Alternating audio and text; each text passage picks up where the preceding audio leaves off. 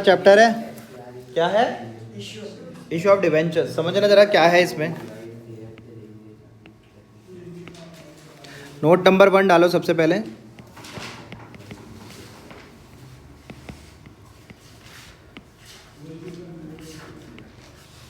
Note number 1 हमारा क्या है? मीनिंग क्या होता है इसका? Meaning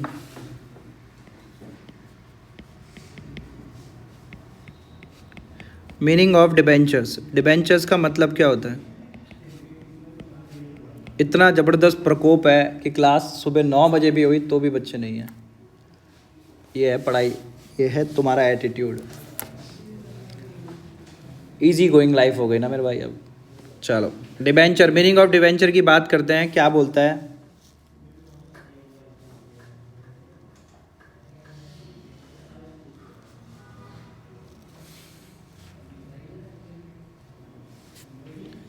it is a written document. ये एक रिटन डॉक्यूमेंट है।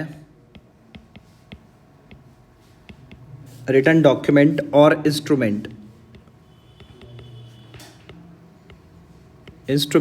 issued by the company, issued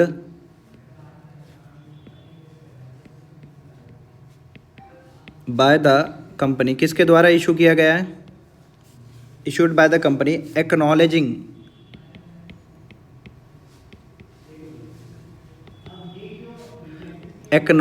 the borrowing।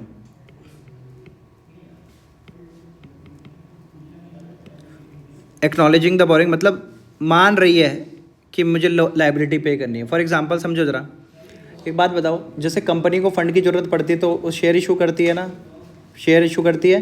वैसे ही सुनो मेरी बात, जैसे मान लीजिए हमारी कंपनी है, क्या है ये मेरी कंपनी है, ठीक है। अब आप इस स्कोप में नहीं हो कि तुम ये चैप्टर मतलब आप कि कोई चैप्टर छोड़ दो, बहुत तगड़ी कॉस्ट देनी पड़ेगी, कुछ नहीं छोड़ सकते हो। यहाँ पे पब्लिक है, इनको क्या करती है? डिबेंचर इशू कर देती है। क्या कर देती है? डिबेंचर एक सर्टिफिकेट होता है, जैसे शेयर्स, जैसे बॉन्ड्स वगैरह होते हैं ना। आप लोगों ने देखा होगा सहारा कंपनी ने क्या किए थे? शेयर्स, वो बॉन्ड्स इशू किए थे। क्या किए थे? बॉन्ड्स इशू कर दिए थे। किसको? पब्लिक को, जो कि इलीगली करे थे, प्राइवेट प्लेसमेंट का उल्लंघन किया था उन्होंने। ऐसे ही जब कंपनी को पैसे की ज़रूरत पड़ती है तो वो डिबेंचर इशू कर देती है। ऐसी गवर्नमेंट भी करती है कभी कभी डिबेंचर इशू, बॉन्ड्स इशू कर देती है ना। बॉन्ड्स या डिबेंचर एक ही बात होती है, बॉन्ड्स या डिबेंचर। बेसिकली होता क्या है? इशू कर दिए और पब्लिक से उन्हें क्या मिल जाता है बताओ ज़रा? मनी मिल जाता है। क्या मिल जाता है? मनी या रुपी। क्या बोलते हैं? मनी बोलते हैं या फिर रुपी बोलते हैं। इन्होंने डेट इशू कर दिए, इन्होंने डिबेंचर इशू कर दिए और उसके बदले में उन्हें क्या मिल गया? कंपनी को क्या मिल गया? पैसा मिल गया। क्या मिल गया? पैसा। और इसमें ये पता क्या एक्नॉलेज करते हैं? ये कहते हैं एक्नॉलेज कर मतलब मान लेना। ये कहते हैं कि ये हमारे ऊपर लायबिलिटी है। क्या है? लायबिलिटी। तो सबसे पहली बात, डिबेंचर हमारे लिए है क्या? डिबेंचर हमारे लिए है क्या? डिबेंचर हमारे लिए लायबिलिटी है। कौन सी? क्या है? लायबिलिटी। और कौन सी लायबिलिटी है? नॉन करंट लायबिलिटी है। क्या होती है? Non current liability. Non current liability होती। कौन सी होती है? करंट लायबिलिटी नहीं होती। लेकिन करंट लायबिलिटी और नॉन करंट लायबिलिटी में कैसे कैटेगराइज करते हैं कि जो लायबिलिटी 1 साल के अंदर अंदर पे करनी वो हमारा क्या है? Current liability. डिबेंचर नॉर्मली जब इशू किए जाते हैं वो 5 साल, 10 साल, 15 साल ऐसे इशू किए जाते हैं डिबेंचर। तो कंपनी ने डिबेंचर इशू किया पब्लिक को, पब्लिक ने उनको पैसा दिया। कंपनी ने डिबेंचर इशू किया पब्लिक को, पब्लिक ने पैसा दिया कंपनी को, कंपनी के पास पैसा आ गया। अब एक बात बताओ, क्या पहले जब हमारे शेयर इशू करते थे हम, तो कंपनी पहले शेयर इशू करती थी, पब्लिक उनसे पैसा शेयर्स खरीद लेती थी। कंपनी शेयर्स इशू करती थी और पब्लिक को शेयर खरीद लेती थी। तो they become the owner of the company. जिनके पास जितने शेयर हैं वो उतना मालिक है। तभी तो देखा नहीं, रिलायंस के जो ये हैं नीता अंबानी है, अनिल अंबानी है और ये जो क्या नाम है मुकेश अंबानी है, इन लोगों के पास मेजॉरिटी ऑफ शेयर्स है, मोर देन 51% का शेयर है। दैट्स वाई चलती इन लोगों की है। पब्लिक के पास भी है इनके शेयर्स, रिलायंस के शेयर्स पब्लिक के पास भी हैं, लेकिन पब्लिक के पास इतने शेयर्स नहीं है जितने शेयर्स इन लोगों के पास है। तो जिसके पास जितने शेयर्स हैं उतना बल्ले बल्ले, उसके उतनी मालिक है वो उसका शेयर्स का। तुमको ये बात समझ में आ गई? पक्का? तो बट यहाँ पे जब कंपनी डिबेंचर इशू करती है तो वो कंपनी के लिए क्या है? डेट है। क्या है? डेट। लायबिलिटी है। क्या है? लायबिलिटी। देखो, डिबेंचर्स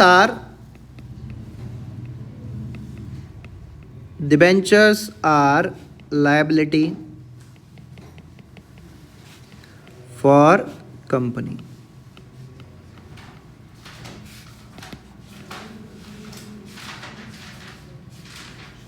और कौन सी लायबिलिटी है बेटा ये? Non current liability. कौन सी लायबिलिटी बेटा?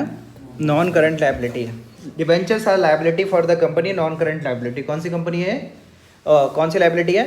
Non current liability. समझ में आ गई बात? अच्छा एक बात बताओ, जब आपने शेयर खरीदे कंपनी के तो शेयर होल्डरों को मिलता क्या था? क्या मिलेगा? शेयर होल्डर तो मालिक है ना, तो जब कंपनी उन्हें बांटेगी तो क्या बांटेगी? अबे शेयर्स तो दे दिए ना मेरे भाई। मैं कह रहा प्रॉफिट जब कमाती तो उसमें से क्या बटता है? डिविडेंड। किसने बोला? तभी तो चीता है डिविडेंड देती है। क्या देती है? डिविडेंड। पता था? भैया सुनती हो, मैं भूल जाती हूँ, जो किताब में आ गया वो पढ़ लिया, बाहर का मुझे कुछ समझ में नहीं आता। और आपकी बात तो मैं बिल्कुल सुनना बंद कर चुकी हूँ, है ना सिमरन?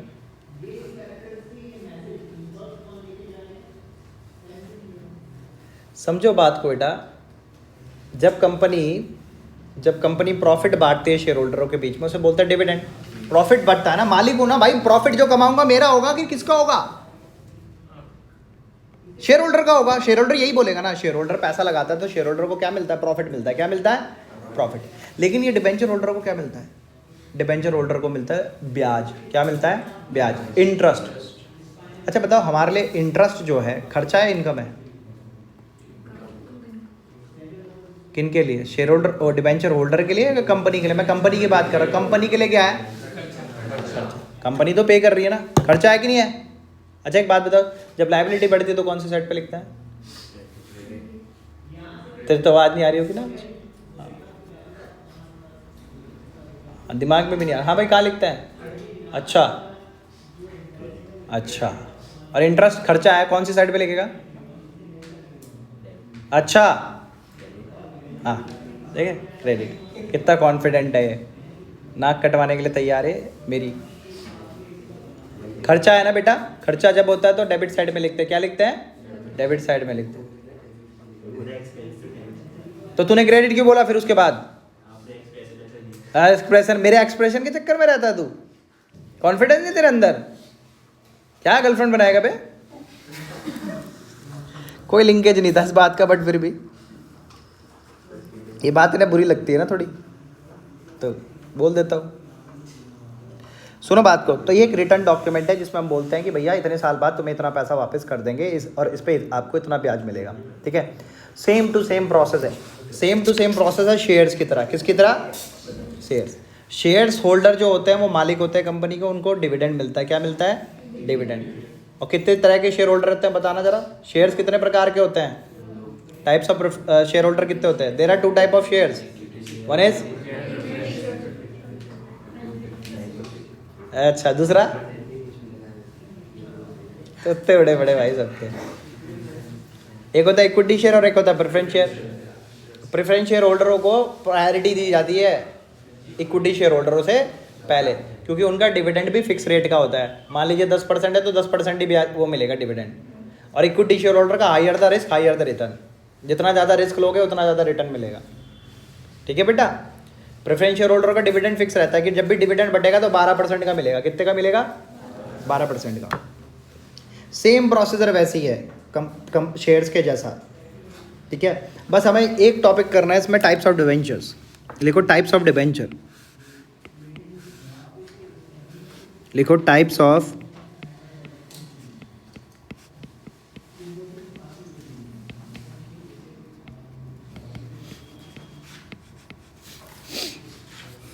इसके कई सारे पॉइंट ऑफ व्यू है। जब हम टाइप डिस्कस करते हैं तो कई सारे पॉइंट ऑफ व्यू निकल के आते हैं, उन पॉइंट ऑफ व्यू से समझेंगे इनको सबको। जब हमारे टाइप्स ऑफ डिबेंचर हम पढ़ते हैं तो लिखते हैं security point of view, security point of view. Security के पॉइंट ऑफ व्यू से अगर देखते हैं तो कितने प्रकार के डिबेंचर्स होते हैं। रिडेम्पशन पॉइंट ऑफ व्यू से देखें तो कितने प्रकार के रिडेम्पशन पॉइंट ऑफ व्यू से अगर देखें तो कितने प्रकार के डिबेंचर होते हैं। ठीक है जी। फिर हमारा रजिस्ट्रेशन पॉइंट ऑफ व्यू से अगर देखें तो रजिस्ट्रेशन पॉइंट ऑफ व्यू से अगर हम देखते हैं, पॉइंट ऑफ व्यू से अगर हम देखते हैं तो हमारे कितने प्रकार के डिबेंचर्स होते हैं। और कन्वर्टिबिलिटी के बारे में देखें तो कन्वर्टिबिलिटी पॉइंट ऑफ व्यू से अगर देखें, पॉइंट ऑफ व्यू से अगर हम देखते हैं तो कितने प्रकार के डिबेंचर्स होते हैं। तो इसमें बताऊं, अगर मैं सिक्योरिटी पॉइंट ऑफ व्यू से बताऊं तो इसमें दो प्रकार के होते हैं। कितने प्रकार के? दो। एक होता हमारा सिक्योर्ड डिबेंचर्स और एक होता हमारा अनसिक्योर्ड डिबेंचर्स।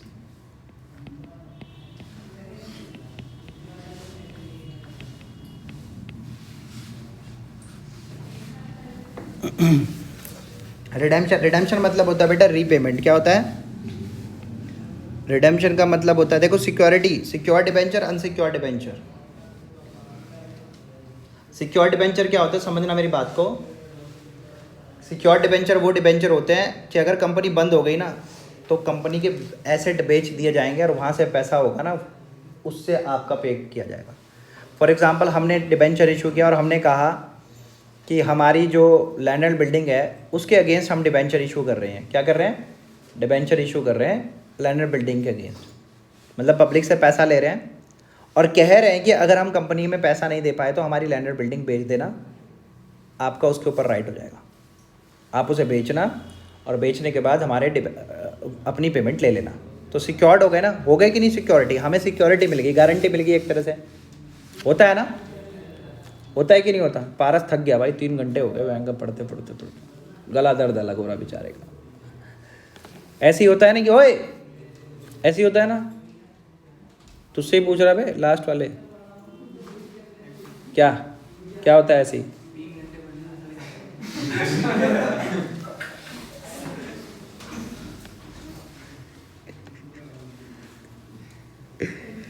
भाई मैं प्रूव कर देता हूँ, मैं शकल से पहचान जाता हूँ कि बंदा क्या सोच रहा होगा, इसका दिमाग कहाँ चल रहा होगा, पता चल जाता है मुझे। ओ भाई कंसंट्रेशन दे ले, यहाँ पे कहाँ चला जाता है तू? इतना भी यादों में मत खो यार। तेरे को क्या हो गया भाई? मास्क क्यों लगा रखा?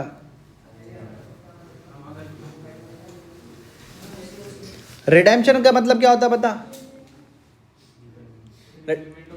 हाँ, रिपेमेंट पॉइंट ऑफ व्यू से मतलब कब पे करना है। एक होता है रिडीमेबल डिबेंचर, एक होता है इरिडीमेबल डिबेंचर्स। क्या होता है?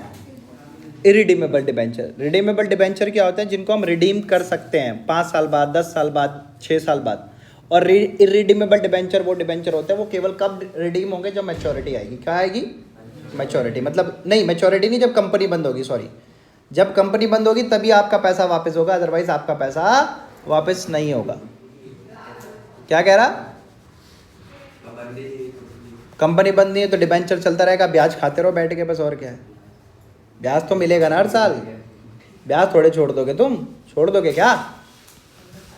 आप पैसा बर्बाद करना चाहते हो क्या अपना? करना चाहता भाई? आएगा बेटा, अभी तो तुम छोटा ही है। हम पे भी नहीं होता, हम पे 10 रुपये नहीं होते तो उस समय साइकिल पे घूमते तुम पे तो कम से कम स्कूटियाँ तो है, एटलस नीलम वाली। एक होता है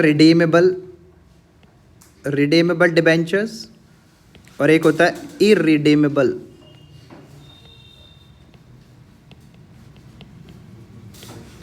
अगर रजिस्ट्रेशन पॉइंट ऑफ व्यू से बात करूं मैं, एक होता है हमारा रजिस्टर्ड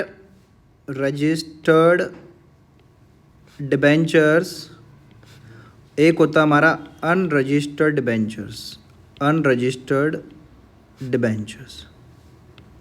और अगर कन्वर्टिबिलिटी पॉइंट ऑफ व्यू से देखूं, एक होगा मेरा कन्वर्टिबल डिबेंचर्स, बस simple convertible debentures,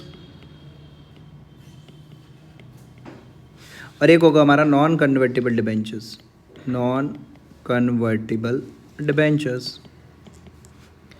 convertible debentures क्या होते हैं बेटा?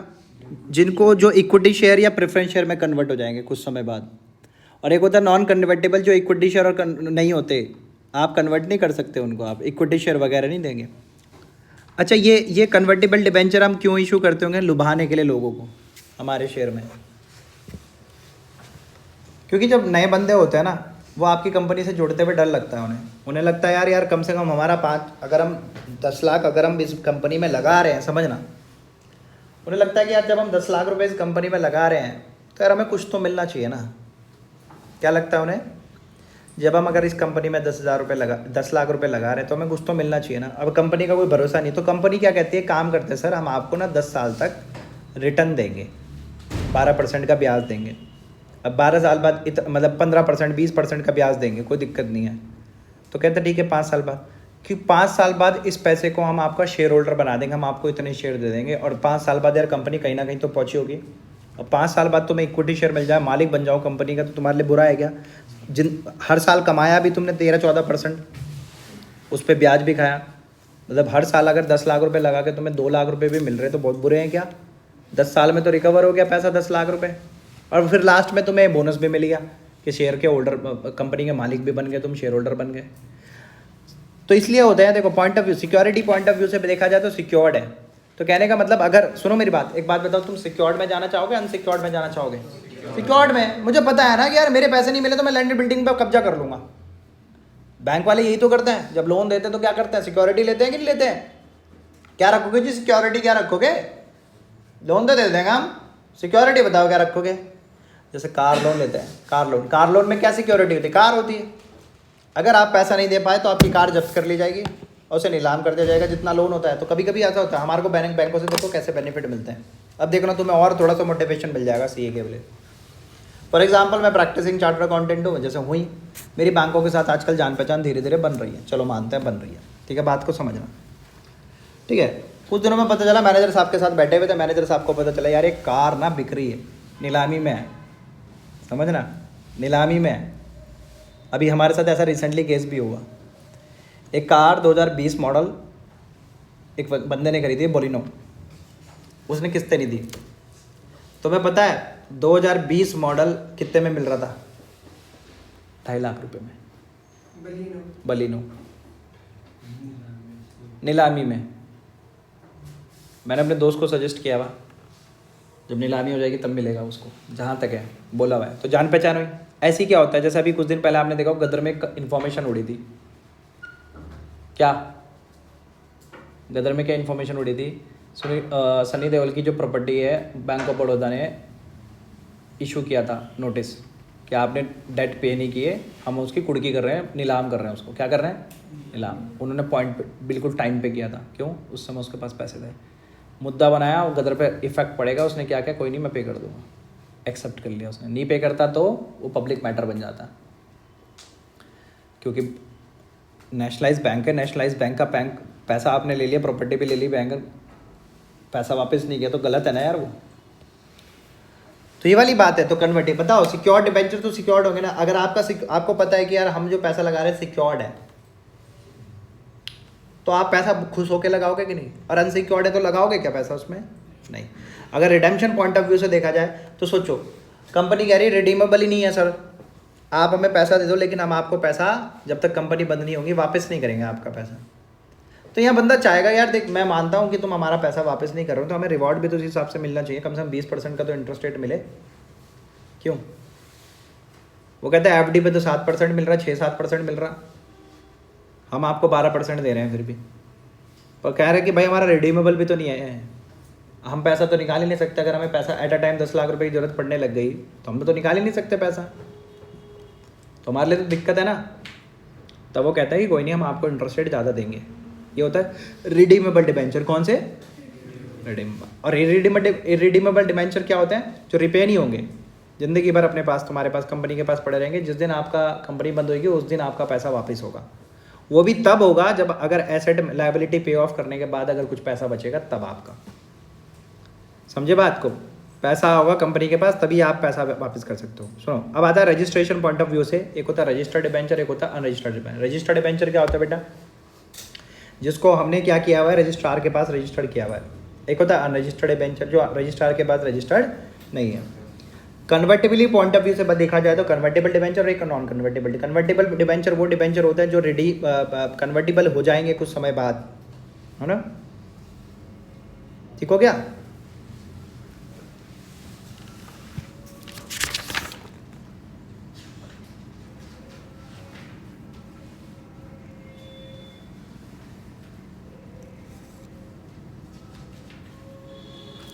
अच्छा एक बात बताओ, डिबेंचर मैंने अभी बताया लायबिलिटी होती है। अब लायबिलिटी कौन सी होती है? जनरली। लेकिन अगर एक डिबेंचर मैंने इशू किया, उसको मैंने 1 साल 9 महीने के अंदर अंदर पे करना है, तो बताइए नॉन करंट लायबिलिटी होगी? करंट लायबिलिटी होगी। कौन सी लायबिलिटी होगी? Current liability. तो याद रखना कि कोई लायबिलिटी करंट होगी या नॉन करंट होगी, वो इस चीज़ पर डिपेंड करता है वो कितने समय में पे होने वाली है। अगर वो 1 साल के अंदर पे होने वाली है तो दैट मीन्स वो करंट लायबिलिटी। अगर वो 1 साल के बाद पे होने वाली है तो वो क्या है? हमारी नॉन करंट लायबिलिटी है। क्या है बेटा? Non current liability. आ जाओ, अब एक पॉइंट डालो, इशू ऑफ डिबेंचर्स। क्या डालो? इशू ऑफ डिबेंचर्स लिखो।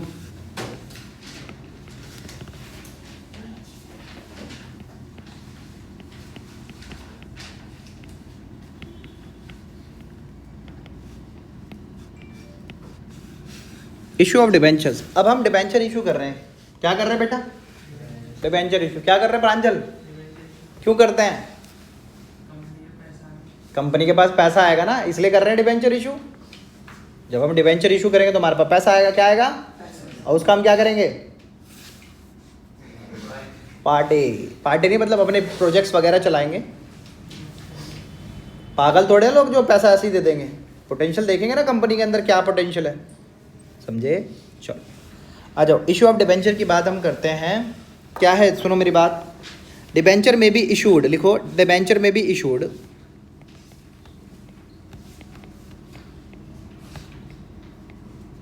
भाई अगर तुम लोगों को इसकी थ्योरी पढ़नी है तो बुक में पढ़ लेना, मैं टाइम वेस्ट नहीं कर रहा, समझा दिया मैंने इसको। क्या होता है कन्वर्टेबल, क्या होता है नॉन कन्वर्टेबल, क्या होता है। डिबेंचर में be issued for a, cash के लिए इशू कर सकते कि नहीं कर सकते? बताओ। और देखो बी, फॉर कंसिडरेशन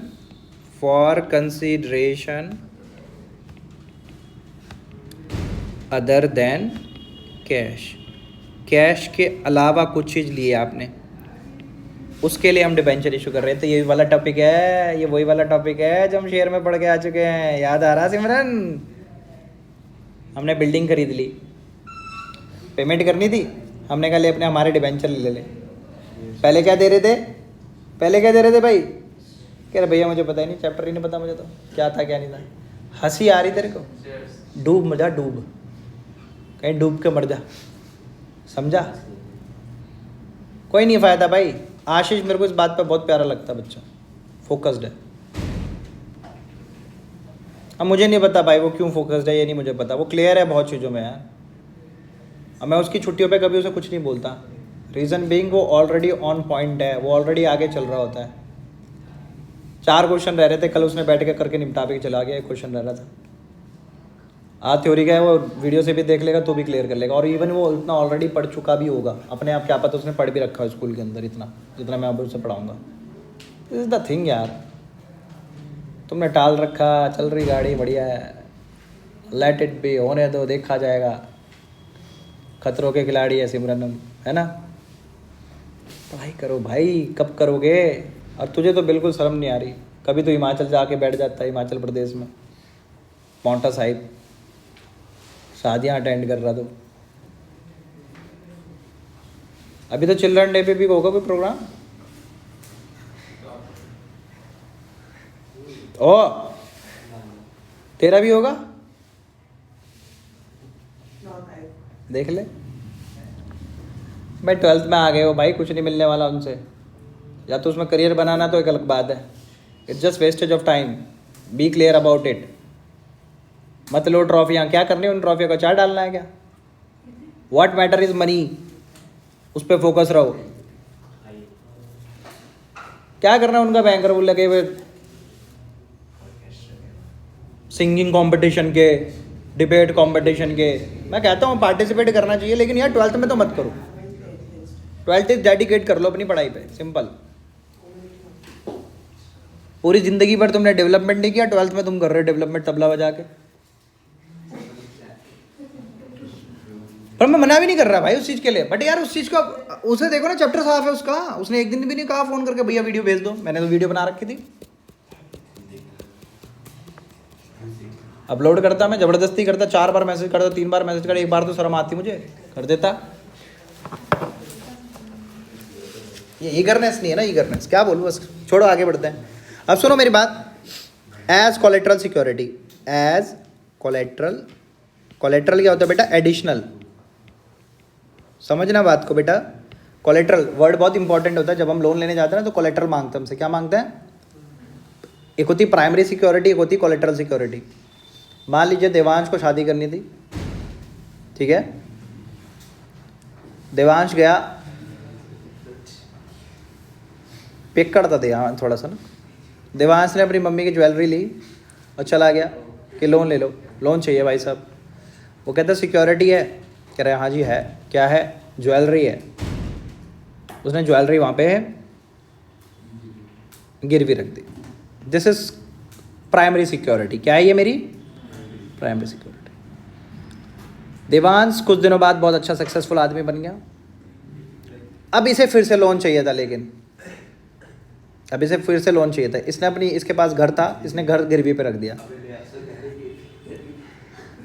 घर गिरवी पे, घर गिरवी पे रख दिया। सुनो मेरी बात, घर गिरवी पे रखा, ये उसकी क्या है? प्राइमरी सिक्योरिटी है। क्या है? Primary security. लेकिन बैंक कहती है भाई देख तेरी ना सिक्योरिटी कम पड़ रही है, हमें ना कोलेट्रल चाहिए। क्या चाहिए? कोलेट्रल। अब ये पापा के पास गया, सुनो, उन्होंने कहा जी कोलेट्रल एडिशनल सिक्योरिटी और चाहिए, तो ये पापा के पास गया, पापा के पास भी एक जमीन थी, वो भी कोलेट्रल रख दी।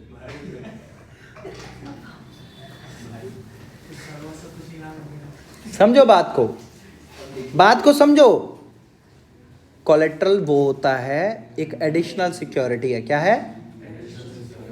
आप इससे पैसा तभी कलेक्ट कर सकते हो जब प्राइमरी से पैसा पूरा ना हो, कोलेट्रल बोलते हैं। क्या बोलते हैं? मैं आपका अगर प्रैक्टिकल अपने लाइफ का एग्जांपल बताऊं, मेरा एक क्लाइंट है, उनको हमने लैंड दिलाया था, कहाँ पे? आईटी पार्क में लैंड मिला उनको, सिडकुल से मिला था। अब उस पर बिल्डिंग का कंस्ट्रक्शन हो रहा है। क्या हो रहा है? बिल्डिंग कंस्ट्रक्शन हो रही है। क्या हो रही है? Building construction. तो उसमें हुआ क्या, बिल्डिंग कंस्ट्रक्शन के लिए हमने लोन लिया 7.5 करोड़ रुपए का। 10 या 12 करोड़ का प्रोजेक्ट है वो, लेकिन हमने 7.5 करोड़ का लोन लिया। कितने का लिया? 7.5 करोड़ का लोन। उसमें हुआ क्या कि जो 7.5 करोड़ रुपए का हमने लोन लिया है, उसमें हमने प्राइमरी सिक्योरिटी क्या दी है? प्राइमरी सिक्योरिटी हमने दी है लैंड। वो जो लैंड है जिस पे बिल्डिंग बन रही है, वो प्राइमरी सिक्योरिटी है। उन्होंने, बैंक वालों ने कोलेट्रल मांगी हमसे। क्या मांगी? कोलेट्रल।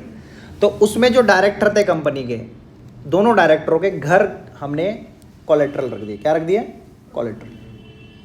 समझे बात को? इससे हुआ क्या, उन्होंने हमारा लोन सैंक्शन कर दिया और हमारा अब कंस्ट्रक्शन शुरू हो गया। अब वो बिल्डिंग, अब देखो लोन, बैंक कहीं से भी फॉल्ट में नहीं है, क्योंकि पार्टी अच्छी है, वो मतलब बढ़िया जेन्युइन बंदे हैं, बिल्डिंग बन रही है बढ़िया हिसाब किताब से, मतलब फुल स्विंग में काम चल रहा है। अच्छा 3-4 फ्लोर बन गए, 4 फ्लोर बन गए, बढ़िया फ्लो में काम चल रहा है, अच्छा काम चल रहा है, और 2.5 करोड़ के करीब लग चुके उसमें अभी तक। तो मैं ये बता रहा हूँ कोलेट्रल क्या होती है। कोलेट्रल मतलब एडिशनल सिक्योरिटी होती है। क्या होती है? Additional security. बात को समझना। डिबेंचर में भी इशूड फॉर कैश, हम कैश के लिए इशू कर सकते हैं डिबेंचर को। For consideration other than cash, हमने कुछ और खरीदा, कार खरीदी हमने, उसको दे दिया भाई हमारे डिबेंचर ले लो, कार ले लो, हम डिबेंचर देंगे आपको, उसने डिबेंचर दे दिए। ठीक है, कोलेट्रल सिक्योरिटी। एक बात बताओ, क्या डिबेंचर एक्चुअल में इशू है जब आपने कोलेट्रल सिक्योरिटी की तरह इशू किए? एक्चुअल में हुए क्या डिबेंचर इशू? कुछ डबल एंट्री फुलफिल हो पा रही है? सोच के बताना। आपने डिबेंचर दे दिए उनको, तुम्हें क्या मिला वापस? सोच के देखना, डबल एंट्री पूरी हो पा रही? डबल एंट्री दूसरा इफेक्ट कहाँ आएगा बताओ? डिबेंचर इशू किया, कुछ आया, पैसा आया, कुछ डेबिट होगा, क्रेडिट तो हो गया, चलो मान लो मैं बोल देता हूँ क्रेडिट हो गया। तो जब भी कोलेटरल इशू करते हैं ना तो उसकी एंट्री वेंट्री नहीं होती है। एंट्री करते हैं तो उसका एक तरीका होता है करने का, वो मैं बताऊंगा। तो 3 तरीके से डिबेंचर इशू किया जा सकता है। और debenture may be issued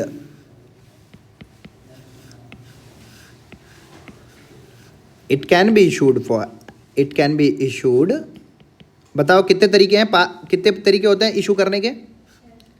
at par पे इशू कर सकते हैं, एट प्रीमियम पे कर सकते हैं, प्रीमियम पे इशू कर सकते हैं, और यहाँ पे डिस्काउंट पे भी कर सकते हैं। क्या शेयर डिस्काउंट पे इशू हो सकते हैं? बताना ज़रा, क्या शेयर डिस्काउंट पे इशू हो सकते हैं? क्या शेयर्स डिस्काउंट पे री इशू हो सकते हैं? What is the maximum amount of discount that can be allowed at the time of reissue? The amount forfeited. The amount forfeited. Got it? The maximum discount that can be taken, that can be given. समझे बात को? पार पे भी issue हो सकता है, premium पे भी इशू हो सकता है, और डिस्काउंट पे भी इशू हो सकता है। पार पे भी हो सकता है, प्रीमियम पे भी हो सकता है, डिस्काउंट पे भी इशू हो सकता है। भैया एंट्री कैसे होती है? सिंपल एंट्री वैसी होती है, जनरल एंट्री का जो फॉर्मेट है इसका सिंपल वैसी है। कैसे जरा देखते हैं। लिखो issue of share, issue of debenture for cash. लिखो पहला topic, issue of debenture for cash. Issue of debentures for cash. देखो ध्यान से समझना, एक एग्जांपल करेंगे issue of debenture for cash का। और कभी कभी देखो, अगर मान लो मैंने लमसम में पैसा ले लिया। लमसम क्या होता है बेटा? एक मुश्त हाँ, एक साथ एप्लीकेशन अलॉटमेंट एक साथ ही कर दी, उसे बोलते हैं लमसम। और इंस्टॉलमेंट में कैसे होता है? Application allotment, first call, second call, third call, fourth call, जितनी भी कॉल मंगानी है मंगा लो।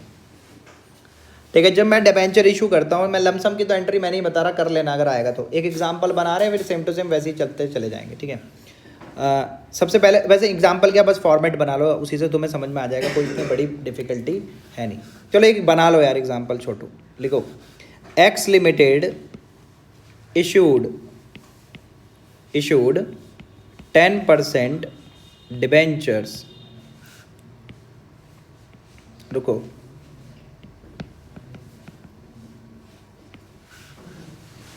$10,000, 10% डिबेंचर्स। ये क्या है बेटा? 10% जो लगा हुआ है इसके आगे, ये नाम है बेटा, नाम का पार्ट बनेगा। 10% डिबेंचर है, क्या है ये? और ये क्या डिनोट करता है कि जब भी डिबेंचर बटेंगे 10% पे बटेंगे। किस पे बटेंगे? 10% पे। जब भी इंटरेस्ट दिया जाएगा तब 10% का ब्याज मिलेगा इनको। कितने का मिलेगा? 10% debenture of ₹100 each at par पे इशू किया। पेबल ऑन एप्लीकेशन कितना? 20, ऑन अलॉटमेंट 50, फर्स्ट कॉल 50, 2 70, 20, और फाइनल कॉल कितने की बताओ? 10। मान लो ऐसे कर रहे हैं। ठीक है, तो चलो एंट्री करके बताओ जनरल एंट्री पास कैसे करेंगे। सिंपल वही सेम प्रोसीजर, पहले रिसीव फिर ड्यू, फिर पहली वाली एप्लीकेशन पहले रिसीव करेंगे फिर ड्यू करेंगे, फिर उसके बाद due receive, due receive, due receive, due receive.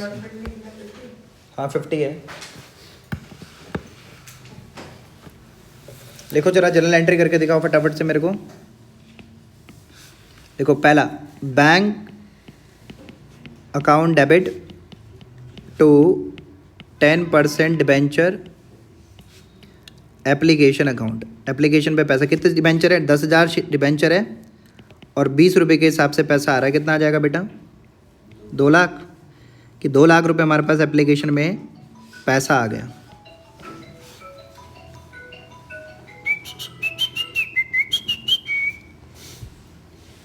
फिर उसके बाद क्या होगा, ड्यू की एंट्री हो जाएगी बेटा, क्या लिखेंगे, debenture 10% debenture application account, Modi ji का आ रहा, फिर टू 10% डिबेंचर, देखो ध्यान से सुनो, लिखेंगे क्या, 10% डिबेंचर, कैपिटल वैपिटल मत लिख देना इसके आगे, कितना, 2 लाख रुपए, ये ड्यू की एंट्री हो गई। कोई दिक्कत,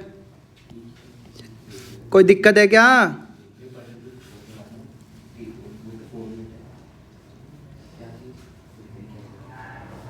सिमरन क्लियर हो रहा, पक्का? फॉर्मेट वही होता है डेबिट क्रेडिट जो हम जनरल एंट्री सीख के आते थे, मैं सिखाता नहीं तो इसका मतलब। हाँ जी, मैं क्लास में अभी 10 बजे करीब आऊँगा।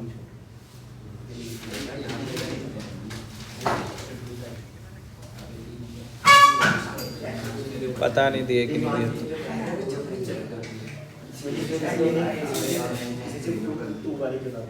तो मेरे पे नहीं है, मैं तो यहाँ पे हूँ अभी, मेरे पास है ना यहाँ।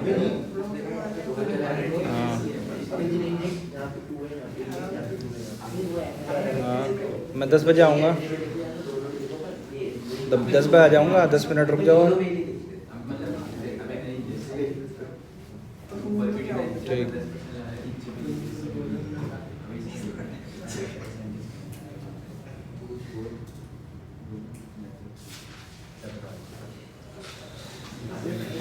ठीक है जी। 10% डिबेंचर, अब क्या लिखेंगे हम, 10% debenture allotment account debit to 10% debenture account. कितने डिबेंचर है बेटा, 10,000 डिबेंचर है, कितने रुपए मंगा रहे हैं हम इसमें,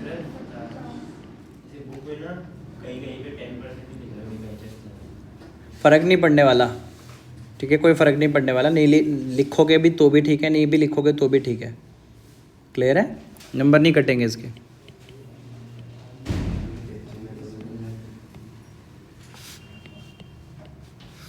ठीक है जी, अब रिसीव कर लेते इसको, लो, बैंक अकाउंट डेबिट, थोड़ी देर बाद तो मैं भी नहीं लिखूंगा, 10% डिबेंचर अलॉटमेंट अकाउंट, कितना, 5 लाख, ठीक है जी। फिर उसके बाद क्या है, debenture first call account debit to 10% debenture account, कितना, 10,000 डिबेंचर है, कितने रुपए का एक है, 20 रुपये का। सिमरन इसमें कोई दिक्कत आई क्या, सिंपल है ना ये तो, कुछ अलग पढ़ा दिया क्या? अब लिखो, bank account debit to debenture first call account, कितने रुपए, 2 लाख, 2 लाख, ठीक है। फिर उसके बाद क्या है बेटा, debenture second call account debit to 10% debenture, कितने शेयर हैं, डिबेंचर कितने हैं, 10,000, और 10 रुपये के हिसाब से आ रहा ना लास्ट, तो 1 लाख रुपए आने हमारे, इसका मतलब हुआ कि 1 लाख रुपए आने हैं, ड्यू हो गई एंट्री। अब इसको रिसीव कर लें, bank account debit to debenture second call account, कितना, 1 लाख रुपए हमारे पास पैसा आ गया, ठीक है।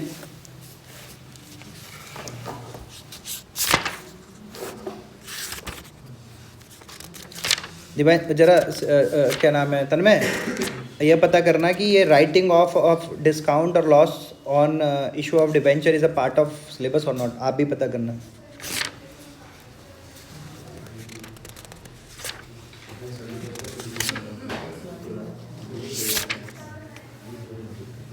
चलो जी, अब सुनो एक बात बताओ, प्रीमियम का एडजस्ट करोगे अलॉटमेंट के टाइम पे, ठीक है, पता है, छोड़ लेगा बैठ के, फिर अब यहाँ पे क्या करें हम, जब क्लास में नहीं आ सकते तो तुम क्यों पारस, देख रहा अकाउंट्स कैसा है, कनेक्टेड है बेटा, तुम्हें पता है मेरे को 11th-12th का अभी भी कॉन्सेप्ट अप्लाई होता है लाइफ में, प्रैक्टिकल। दिक्कत यही है यार कॉमर्स के साथ, कंटिन्यू पढ़ाई, बार बार पढ़ना पड़ता है हमें भाई, चीज़ें हमें अपडेट रहने के लिए खुद पढ़ाई करनी पड़ती है अभी भी। ठीक है, क्वेश्चन नंबर देखो, क्वेश्चन नंबर 1 2 3 4 क्वेश्चन आज कर लेंगे। मैं तो कह रहा यार 10 तक कर लो, सीबीएसई वालों की बात कर रहा हूँ मैं। Issue of shares for cash, अरे रो रहा बेचारा बैठ गया है। टेप, अब कहीं से टेप और क्या है, लेक्चर देखूंगा यूट्यूब पे। क्वेश्चन नंबर 10 तक करके लाने सिमरन, कल आ जाना बेटा, मैं यहाँ टाइम वेस्ट नहीं कर सकता। ये टॉपिक कुछ ऐसा नहीं है कि बहुत हार्ड है, आप करके लाओगे मैं देखूंगा। करके लाएगा भाई, तेरे को बता रहा तेरे को कितने लेने हैं, तुम्हें भी बता रहा है एससी बोर्ड वालों, सीबीएसई वालों। क्वेश्चन नंबर 1 से 10 क्या है,